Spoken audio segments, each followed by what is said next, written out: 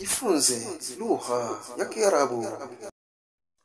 Masmuka ya akhi, masmuka ya akhi. Ni lipi jina lako ewe ndugu yangu? Ni lipi jina lako ewe ndugu yangu?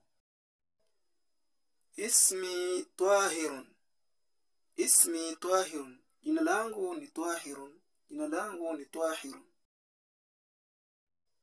Min aina jiita, min aina jiita. Ni kutoka wapi umekuja? Ni kutoka wapi umekuja?